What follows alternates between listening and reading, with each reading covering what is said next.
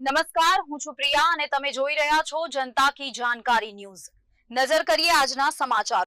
જાફરાબાદના છેલણા ગામ નજીક national highway ઉપર અકસ્માત સર્જાયો। ભાવનગર સોમનાથ નેશનલ હાઈવે ઉપર અકસ્માતની ઘટના બની।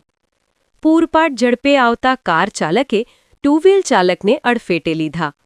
ટુ વ્હીલમાં સવાર નાગરેશી ગામના 2 યુવકોને ઈજા થવા પામી। બંને ઈજાગ્રસ્તોને 108 મારફતે રાજુલા ખાનગી હોસ્પિટલ ખાતે ખસેડવામાં આવ્યા। કાર ચાલક ટક્કર મારી ફરાર થઈ જતા ટિંબી ગામેથી ઝડપાયા। આગેવાનો દ્વારા નાગરેશી પોલીસને જાણ કરવામાં આવી। રિપોર્ટર સમીર ખોખર, અમરેલી।